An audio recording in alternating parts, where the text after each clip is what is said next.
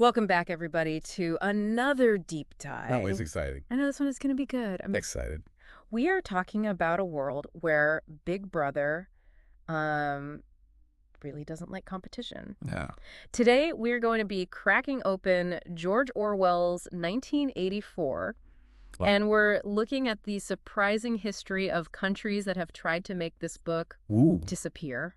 It makes you wonder, doesn't it? It really does. A book that warns about censorship being constantly censored. Yeah. It's like they missed the memo. It's a little ironic, isn't it? Yeah. Because 1984, it lays out this whole dystopian future. Right. Where the truth is whatever the party decides. Yeah. And thinking for yourself is practically a thought crime. Yeah.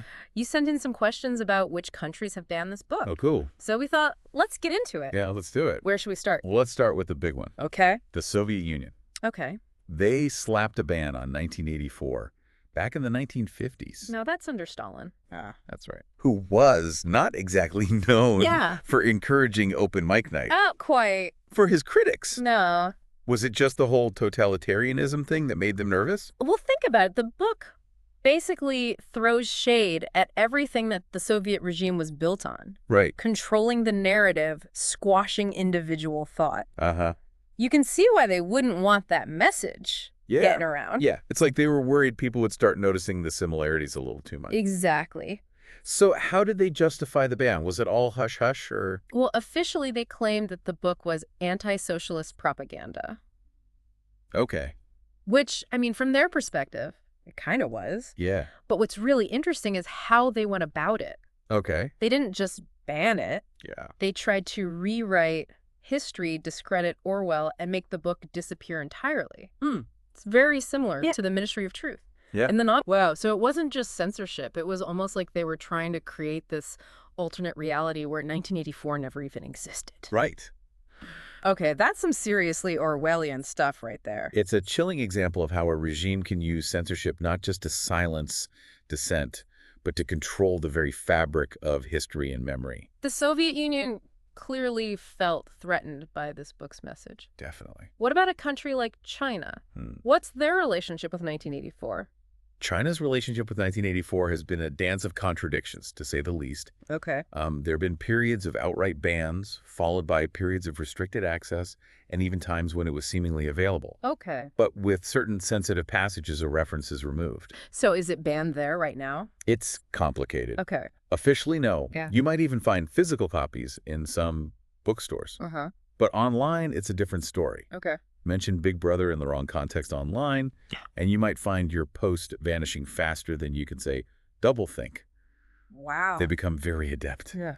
at controlling the digital narrative. Wow, that is wild. Yeah. It's like they're trying to censor the very concept of Big Brother while also kind of being Big Brother when it comes to controlling information. It highlights how censorship has evolved in the digital age. Okay. It's not just about banning books anymore. Right. It's about shaping the online conversation, filtering search results, and making sure certain ideas just don't gain traction. So in a way, China's approach to 1984 is almost more insidious, right? You could say that. Because it's not a blatant ban, Right. but this kind of subtle manipulation of what people can see and read. Actually, yeah. It's like censorship 2.0. That's a good way to put it. Okay, that is kind of terrifying. Yeah. And it makes you realize how relevant 1984 still is, even in this age of technology. Orwell's warnings about surveillance, propaganda, and the manipulation of language are more relevant than ever in our digital world. So we've talked about the big players, the Soviet Union and China, Right. but I know 1984 has faced some challenges in other parts of the world, too. Right. What are some other examples that stand out? Well, there are places like Myanmar and North Korea, Okay. both with notoriously repressive regimes, Right. where possessing a copy of 1984 could land you in some very serious trouble. Yeah, and that's not surprising given their track records. Right. Any challenge to their authority, even a fictional one, is Yeah. seen as a threat. Right. But what about places where we might not expect to see such censorship? You might be surprised to learn that even in the United States, 1984 has faced its share of controversy. Wait, really? Yeah. In the land of the free home of the brave, they tried to ban a book about the dangers of totalitarian control? Yeah. That seems counterintuitive. It does, doesn't it? Yeah. But while it's never been banned nationwide, there have been attempts to remove it from school libraries. in certain districts. Yeah. It seems like some people find certain aspects of the book a little too disturbing or inappropriate. Oh, really? Yeah. So it's not because they think it's anti-American or anything. Yeah. No. The objections typically revolve around the book's political themes, Mm-hmm. the strong language, Wow. and sometimes even the sexual content. Hold on. So a book warning about the dangers of censorship and thought control Yeah. is deemed too controversial for some people Yeah. to handle. It's kind of ironic. Wow. It really highlights a point that Orwell makes in the book. Okay. Censorship is often driven by fear. Okay. Fear of dissenting viewpoints, Yeah. fear of ideas that might challenge the status quo. Uh-huh. And that fear can pop up in unexpected places, even in societies that supposedly value free speech.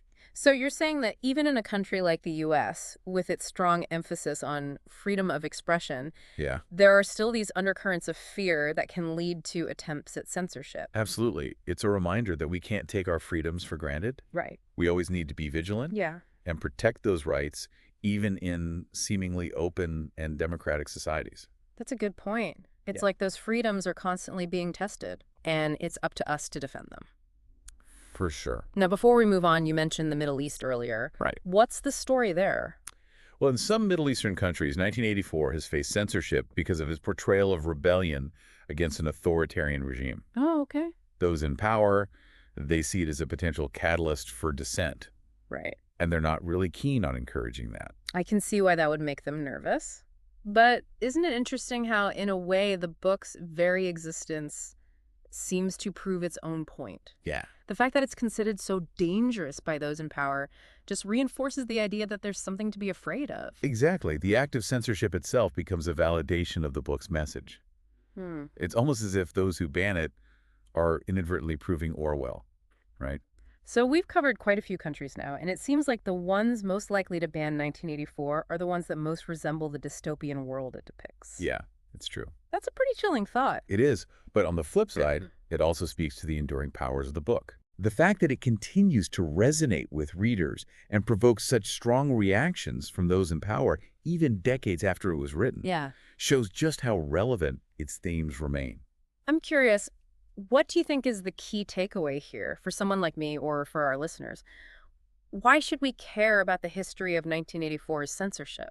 Well, I think it highlights the importance of understanding the context of censorship. Okay. Why are certain governments so afraid of this particular book? Yeah. What does it reveal about their own anxieties and insecurities? Uh-huh. By examining these cases, we can gain a deeper understanding of the motivations behind censorship Right. and the strategies used to suppress dissenting voices. That's a great point. It's not just about the book itself. Right. It's about what the act of censoring it tells us about the people in power and the societies they control. And I think it also encourages us to be more critical consumers of information in our own lives. Okay. You know, we're bombarded with messages from all sides, whether it's from the government, media, or even social media. 1984 reminds us to question those messages, Right. to look for hidden agendas, Uh-huh. and to think for ourselves. You know, it's funny, we started this deep dive talking about countries that have actually banned the physical book. Yeah, But I think what you're saying is that the real lesson of 1984 is about recognizing and resisting those subtler forms of censorship that we encounter every day. absolutely. Censorship isn't always about banning books outright. Right. It can be much more subtle, like manipulating algorithms to control what we see online, Uh-huh. or using propaganda to shape public opinion. 1984 provides us with a framework for understanding these tactics Okay. and empowers us to resist them. So it's not just a book about a dystopian future. Right. It's also a guide for navigating the complexities of our present. Exactly. It's a book that encourages us to think critically about the world around us, Yeah. to question the narratives we're presented with, and to value our freedom of thought. And that's a message that will always be relevant, no matter how the forms of censorship may evolve. You know, it's amazing how a book written decades ago I know. can still feel so relevant today. Totally. He's like, Orwell had this uncanny ability to Yeah. see into the future, Yeah. but it's also a bit unnerving, right? It is a little bit. Makes you wonder if we're sleepwalking into some of the scenarios that he describes. That does make you think. But I think the real value of 1984 isn't so much in its predictive power as it is in its ability to make us aware of those tendencies Right. within ourselves, within societies, Yeah. to control information, Yeah. to manipulate the truth. So it's like a warning sign, a flashing red light saying, hey, be careful. Right. These are the paths that lead to dystopia. Exactly. And the fact that 1984 itself has been censored in so many different ways Right. only underscores the point. Right. It becomes a self-fulfilling prophecy. It's like those who try to suppress the book are inadvertently proving its point. And that's what makes this whole discussion so fascinating. Yeah. We're not just talking about a work of fiction. Right. We're talking about the very real ways in which power operates, how it seeks to control information Right. and to shape perception. And what I'm taking away from this is that censorship isn't just this black and white issue of books being banned. Yeah. It's much more nuanced than that. It's about understanding the motivations behind those attempts to control information, recognizing those subtler forms of censorship that we might encounter in our daily lives. I completely agree. Yeah. It's about developing a critical eye, being aware of the different ways in which narratives can be manipulated, and being willing to seek out diverse perspectives. Well said.